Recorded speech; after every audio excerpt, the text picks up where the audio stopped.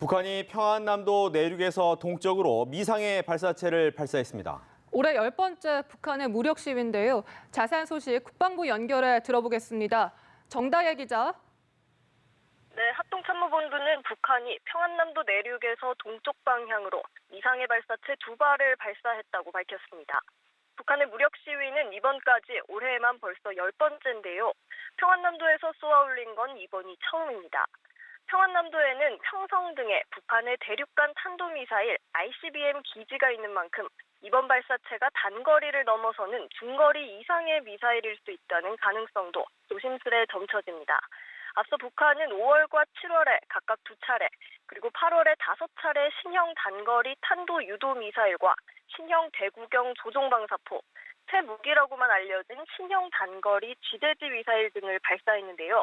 당시 북한이 공개한 사진을 보면 포물선을 그리다 풀업 회피 기동을 하는 북한판 이스칸데르 유도 미사일과 유도 기능이 추가된 다연장 로켓, 그리고 수백 발의 자탄이 탑재된 북한판 에이테킴스 지대지 미사일일 거란 관측이 나왔습니다.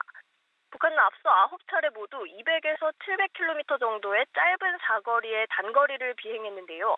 이번 발사체의 종류나 비행거리, 고도 등은 아직 확인되지 않았습니다. 우리 군은 추가 발사에 대비해 관련 동향을 추적 감시하면서 대비 태세를 유지하고 있다고 밝혔습니다.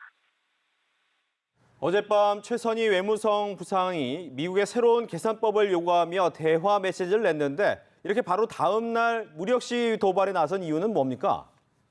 네, 말씀하신 것처럼 어젯밤 북한은 미국의 새로운 계산법을 요구하며 대화를 촉구했습니다. 북미 실무협상의 실질적인 총책임자인 최성희 외무성 제1부상 명의의 담화를 통해 이 같은 입장을 밝힌 건데요. 이번 달 중 양측이 합의하는 시기와 장소에서 대화를 시작하자는 내용입니다. 핵심은 새로운 계산법, 그러니까 지난 4월 김정은 국무위원장이 최고인민회의 시정연설에서 밝힌 새로운 계산법을 재차 미국에 요구했다는 건데요. 체제 보장 또는 제재 완화 등 북한에 보다 유리한 협상 조건을 들고 오라는 겁니다. 북한의 협상 조건은 지난 하노이 협상 당시에 내세웠던 조건과 사실은 크게 차이가 없다는 의미인데요. 이를 강하게 미국 측에 압박하기 위해 오늘 다시 무력 도발에 나섰다는 분석입니다. 미국에서는 그간 북한의 단거리 발사체 발사에 큰 의미 부여를 하지 않으려 애쓰는 모습이었는데요. 이번에 평안북도에서 발사체를 발사한 건 이 같은 점을 고려한 것으로 보입니다. 앞서 설명드렸듯이 평안남도 평성에는 북한의 ICBM 기지가 있는데요.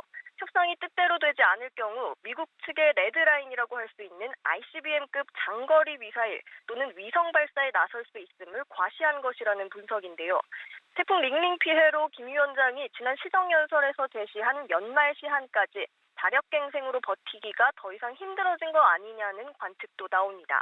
지금까지 국방부에서 전해드렸습니다.